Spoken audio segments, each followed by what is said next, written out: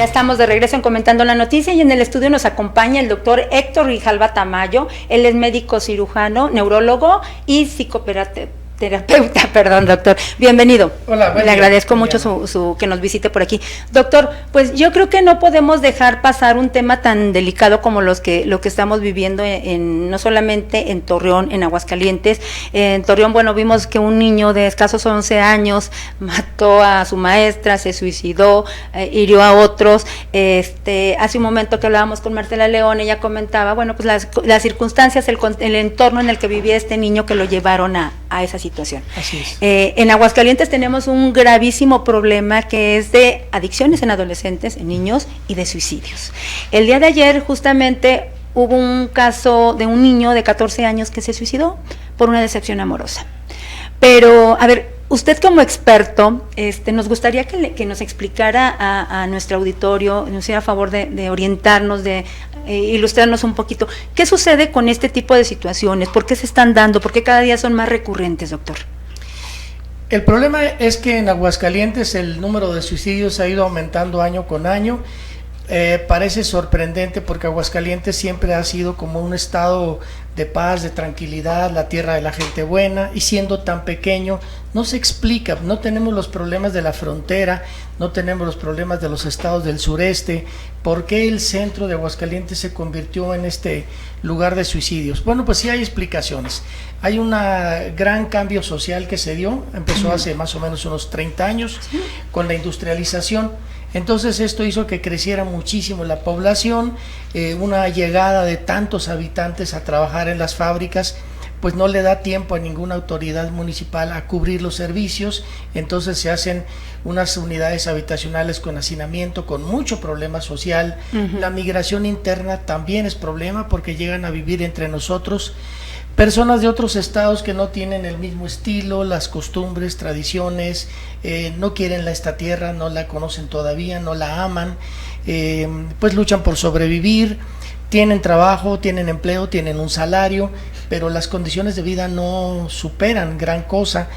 Todo el mundo necesita divertirse y entonces buscan en qué tener un entretenimiento. Y resulta que no hay suficiente oferta cultural, aquí en Aguascalientes, ni religiosa, ni espiritual en Aguascalientes, y entonces, bueno, pues se cae en lo de siempre, en el alcohol y en las drogas. Es cierto eso, fíjese que curiosamente Aguascalientes, siendo un estado tan próspero, tenemos pocos atractivos para nuestros visitantes. El principal atractivo, no solamente para los turistas, también para los mismos ciudadanos aquí, es el alcohol. Así es. Usted a donde camina encuentra bares. Por donde camina encuentra bares. Los centros aquí la diversión está en el alcohol. No hay un centro de esparcimiento, un parques, actividades culturales, como usted bien lo menciona. Así es. Todo lo concentramos en el alcohol, en las adicciones. Que es una diversión fácil, barata. Y bueno, pues el fenómeno de las adicciones. Las adicciones es un fenómeno terrible. Yo diría que en este momento es el más grave problema social que tiene Aguascalientes. Las dimensiones son inconmensurables, porque es muy fácil caer en adicción, es muy barato, lo acaba de demostrar el hecho de encontrar un laboratorio en una población aquí muy cercana, que pues sorprendió, pero no tenía por qué sorprendernos, pues si hacer esta droga es muy fácil, por eso es tan barata y es tan adictiva. Lamento mucho que se haya suicidado un jovencito de 14 años, no sé por qué. Claro, el pretexto que se da siempre es la primera figura, es por una decepción amorosa, que no es la causa. Siempre hay una historia detrás de la historia. Así es. Por eso nosotros en el 2018, nosotros me refiero a un grupo de psicólogas especializadas en terapia infantil que conformábamos un centro de salud pública que es el Centro Cielo Claro. El Cielo Claro. Sí, era dependiente de Agua Clara. Agua Clara es la matriz y de ahí nació un centro dirigido a atender niños que se llama Cielo Claro, que está en Santa Anita, y psicólogas con entrenamiento especial para niños. Para niños, exactamente, es para puros niños. Nos dedicamos a hacer un estudio de investigación sobre suicidio. Fue muy interesante porque los que nos mandaron los niños a estudio no fueron las familias, fueron las profesoras de las primarias. Las profesoras de las primarias les mandaron habían hecho las psicólogas un recorrido por el vecindario, hablaron con las maestras muy sensibles, se daban cuenta que algún niño tenía algún problemita o comportamientos extraños o decían algo de suicidio, nos los mandaron. Se les hicieron se les hizo un trabajo de investigación científica con todos los protocolos como deben ser, con sus pruebas psicológicas, con el electroencefalograma. Tomamos 10 casos. Los 10 casos eran niños que habían intentado suicidarse. Niños, ¿en qué edad, entre qué edades oscilan los? Todos eran menores de 11 años. Menores de 11 años. El mayor tenía 11 años y la más chiquita tenía 5 años. Pero eran así impresionante. Eso es muy grave. ¿Y en qué entorno vivían esos niños? Estamos hablando de las 7 hermanas. 7 hermanas. Esa zona del poniente, ¿verdad? Que es una zona que ya se sabe, que es muy conflictiva. Pero lo importante es que, en primer lugar, se captaron, se les dio terapia, se obligó a que fueran los padres, porque es que no puede haber terapia infantil si no están los papás. Claro. Naturalmente, como ya te has de imaginar, tú te lo supones muy fácilmente, pues no iban todos, ¿no? Sobre todo los hombres no van, pero las mujeres sí. Pero llegó a haber niños, como el caso de este jovencito, que los papás no existían. Había un niño en que el papá estaba en la cárcel, la mamá los había abandonado porque se había ido de ejercer una profesión no muy honorable. La más antigua del una profesión antigua, y quedó al cuidado de los abuelos, pero era la abuela la que lo llevaba. Lo más interesante es que se les dio terapia y todos los niños mejoraron. Todos. Esto es lo que se debe remarcar. Si se les da el tratamiento adecuado, con el personal profesional adecuado, se les pone atención, se da un servicio como este, los niños se salvaron. Ninguno volvió a intentarlo, pero además hay pruebas de que dicen voy a vivir, quiero la vida. Tenemos muchas manifestaciones. Hay un mural donde ponían sus manitas con pintura. Ponían una mano al entrar y otra al irse y escribían ahí sus decisiones. Fue un trabajo hermoso. ¿Ya no existe ese centro Cielo Azul? Cielo Claro, pues sí y no.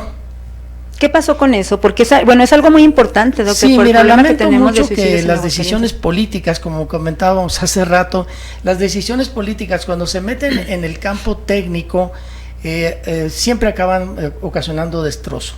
El Cielo Claro fue creado con profesional especializado a lo que se le dio capacitación específica.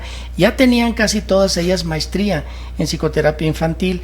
Además se les dio un curso de capacitación y bueno, se da una medida política, las quitaron a todas ellas, las despidieron y pusieron en su lugar personas que no tienen experiencia y bueno, pues... Es que yo no puedo hablar más del tema. No es rentable políticamente prevenir los suicidios. Mire, ya no estoy en el servicio público, ya me dedico solo a la academia. Pero pues sí, tengo que decir que lamento mucho que se tomen decisiones políticas y se intervenga en el campo profesional con personas que no tienen el conocimiento. Entonces, pues quedó demostrado que cuando se hace un trabajo específico, bien dedicado, se tienen resultados. Así es. Mire, yo recuerdo que cuando el gobernador Martín Orozco tomó protesta, uno de sus principales propuestas, o más bien objetivos que se trazó, era crear la Secretaría de la Familia. Ajá, Estamos a más de 3 años de su administración y la Secretaría de la Familia sigue sin crearse. El día de ayer, después de lo que pasó con este niño, dijo que él iba a hacer todo, el gobierno del estado iba a hacer todo para que los niños estuvieran protegidos, que vivieran en un entorno sano, feliz y todo. Pero esto no basta con el discurso, doctor. No basta con el discurso, porque usted mencionaba hace un rato una de las causas por las que tenemos este problema, que es el consumo de drogas. Así es. Esto es una obligación del gobierno, la prevención, y no compete al municipio, al estado, compete al gobierno en su conjunto prevenir las adicciones, prevenir este tipo de situaciones. ¿Cómo? Con políticas públicas adecuadas. Pero, ¿qué sucede? Si hay un centro, como fue en el caso de Cielo Azul, Cielo Claro, perdón. Están tomados de las del Agua Clara. Escudo. Por cierto, que Agua Clara usted lo fundó el 1 de febrero del año 2000, doctor. Exactamente. Es el primer centro en México. Fue el primero de su tipo en todo el país. Nos felicitaron de la Secretaría de Salud y bueno, dentro de unos días cumplirá 20 años.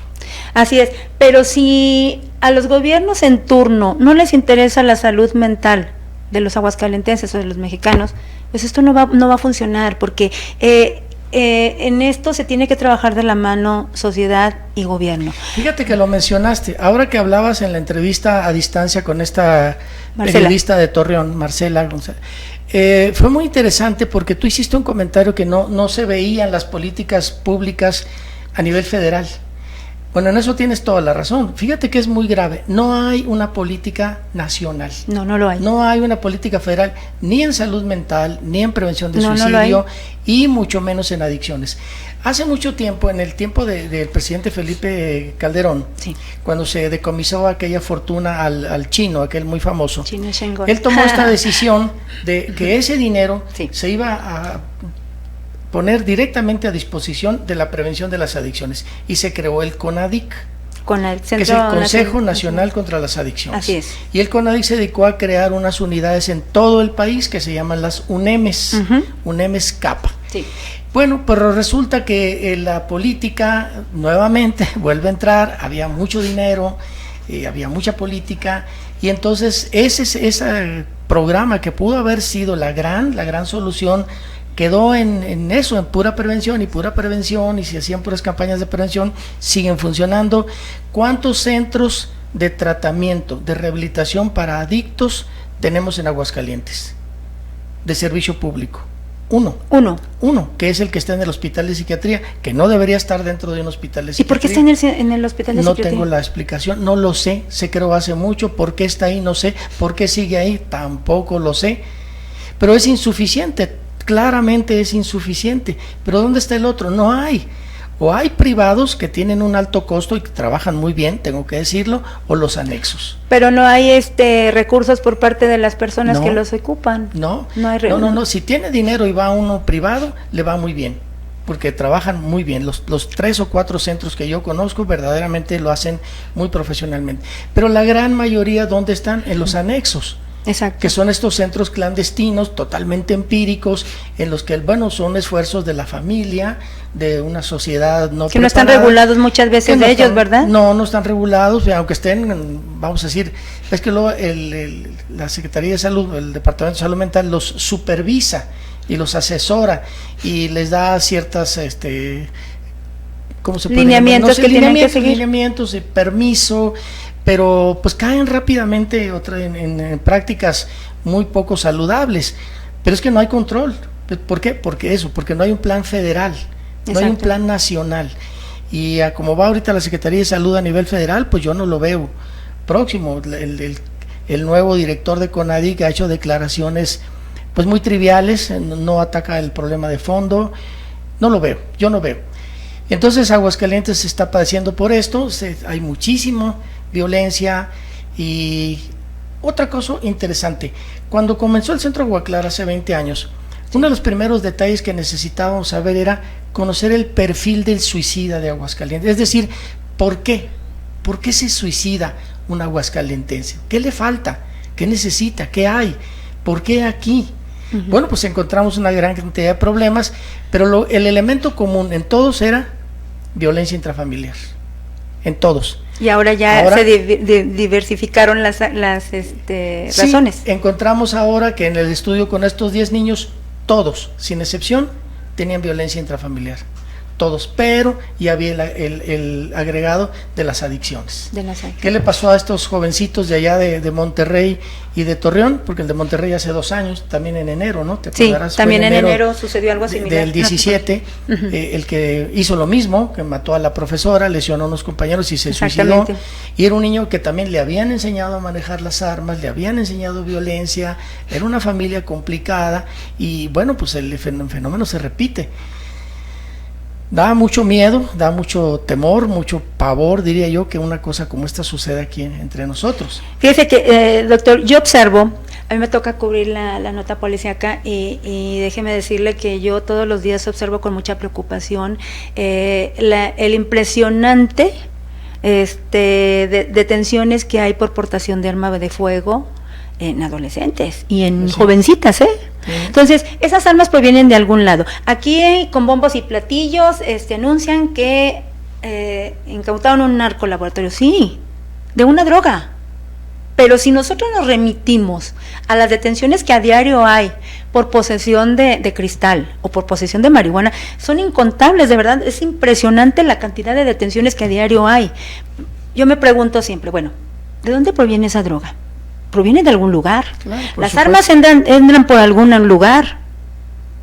O sea, no podemos lanzar triunfos cuando incautan un narcolaboratorio de una droga nueva y por otro lado todos los días vemos que hay jovencitos que se suicidan, que se intentan suicidar, porque el año pasado tuvimos 183 suicidios. Ajá. Registrados oficialmente. Pues sí, pero intentos de suicidio fue una cantidad, o sea, ya ahora sí que interminable, ¿no? Sí, exactamente.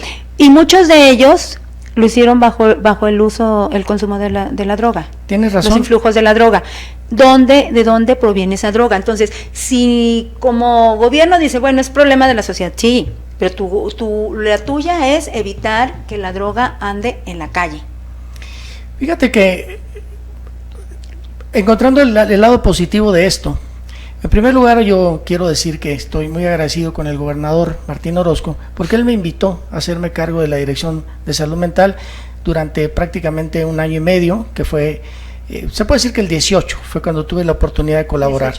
Y fue cuando hicimos el Centro Cielo Claro, cuando se hicieron el sistema de terapia por teléfono, las 24 horas y una serie de medidas. Donde hizo una investigación sobre fue cuando suicidio. Hicimos la investigación, exactamente, y el resultado pues fue positivo, porque en ese año fue cuando se bajó por primera vez en más de 10 años el número de suicidios.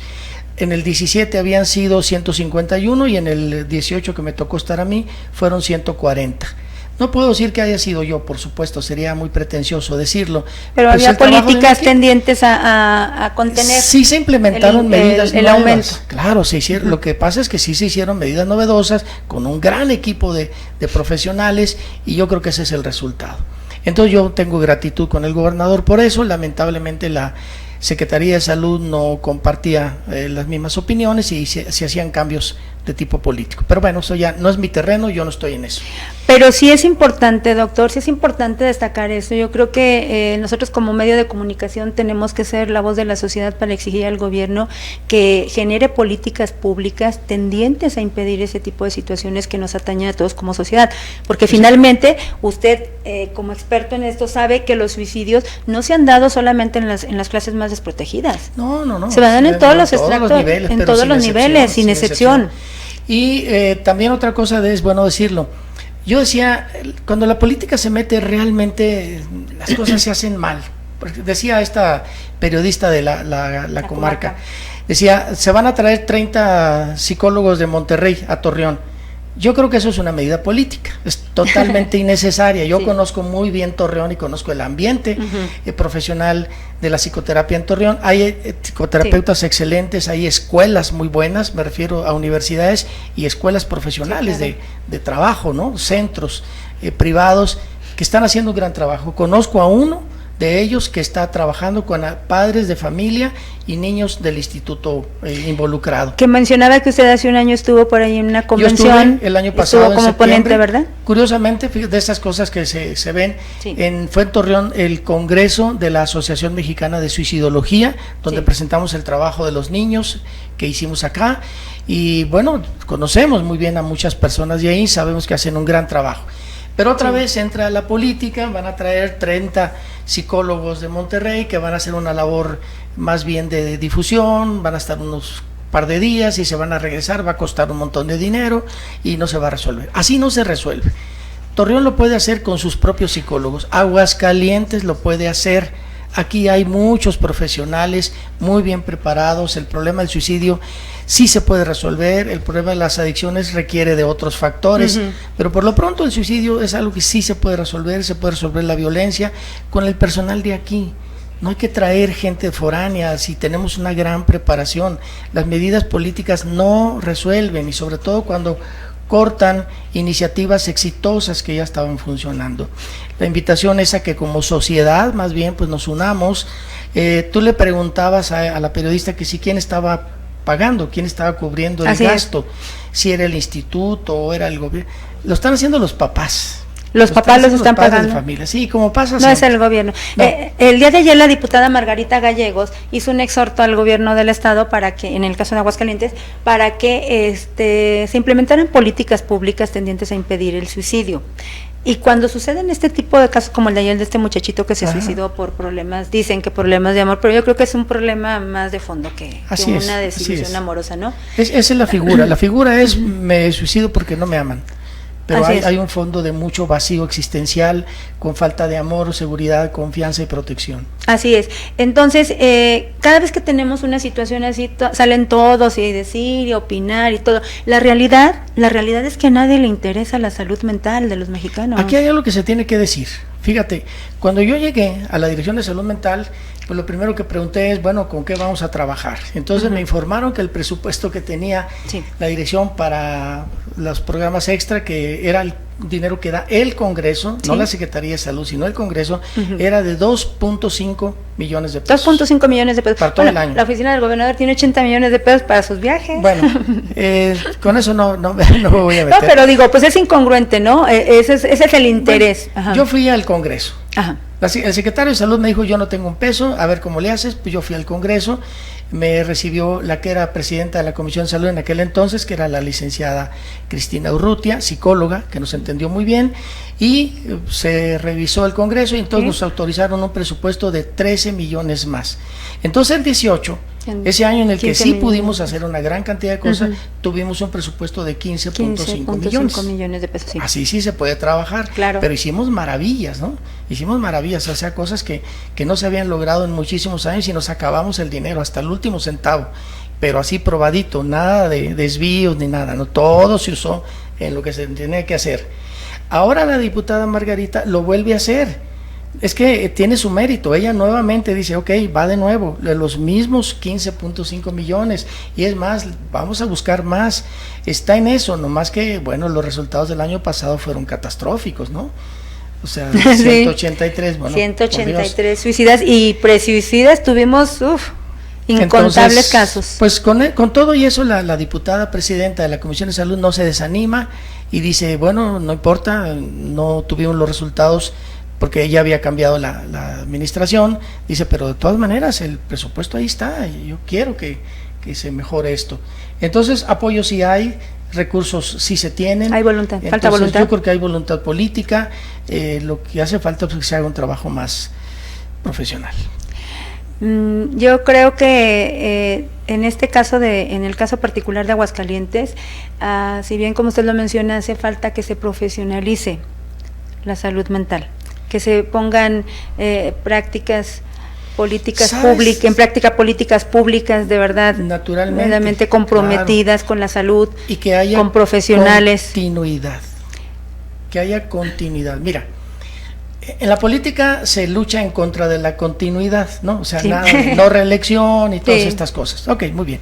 Sí, pero a nivel técnico, a nivel profesional, aquellas estrategias que te están demostrando que funcionan, pues eso debe ser continuidad. ¿Por qué a nivel profesional tienes que estar cambiando de decisiones como si fueran cambios políticos? No tiene explicación. Y sobre todo, si una política funcionó durante un año, la cambian al año siguiente y el número de suicidios se aumenta tan escandalosamente, pues obviamente no está funcionando, ¿no? Porque lamentablemente se privilegian los intereses particulares por encima de los públicos, y cuando llegan a gobernar, los políticos deben entender que gobiernan para una sociedad, no gobiernan para su familia, porque finalmente, doctor, ellos no dejan de formar parte de esta sociedad. O sea, los puestos públicos son pasajeros, pero... ¿sí? Vivimos en familia, todos tenemos nuestra familia, todos tenemos nuestro entorno social que debemos de cuidar. El Estado y la ciudad pues son nuestra casa. Exactamente. Aquí viven nuestras familias, nuestros seres queridos. Exactamente, pues, pero lamentablemente cuando llegan a alcanzar el poder se sienten infalibles, se sienten dueños de la verdad absoluta, no escuchan, no atienden, porque creen que lo tienen todo, pero olvidan que tienen una condición humana. Y que la vida nadie la tenemos comprada. Bueno, yo lo que quisiera es que el señor gobernador en aquella ocasión cuando me invitó, pues se mostró muy sensible, Me dijo que estaba apoyando una estrategia que tenía el DIF estatal, que es cierto que funcionaba muy bien, se llama Juntos por la Vida, que sigue funcionando muy bien. Realmente hacen un gran trabajo en las escuelas secundarias. O sea, sí hay entidades que están funcionando y la Dirección de Salud Mental funcionó muy bien.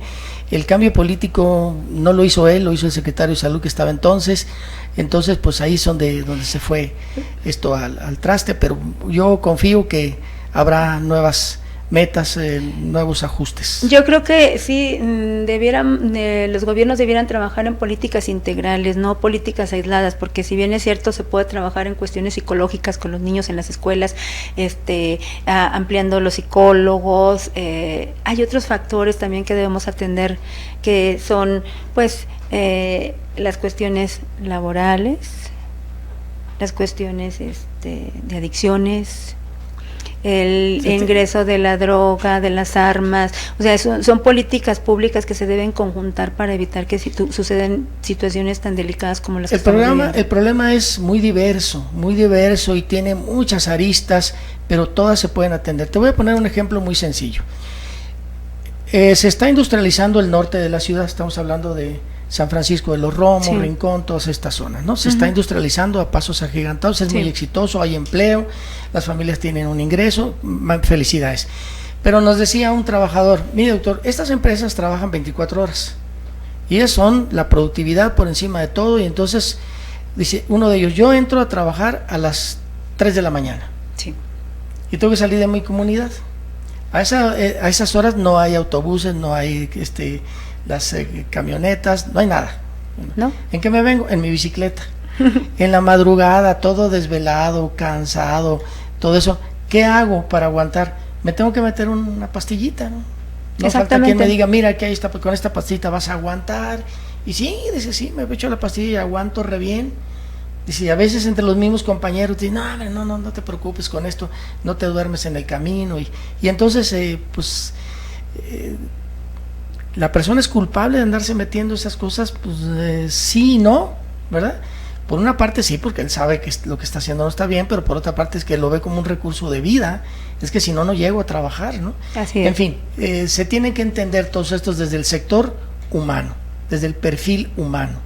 Así es. Ver que nuestros adictos, nuestros presuicidas son seres humanos que están sufriendo. Así es, doctor. Y yo creo que parte también de la problemática es la ausencia de la madre en el hogar, porque tenemos que salir a trabajar para cubrir más satisfactores materiales, y descuidamos muchas veces la atención con quien dejamos a nuestros niños, los dejamos al amparo de una televisión o de un teléfono. Sí, o de una abuelita que a lo mejor está enferma, cansada.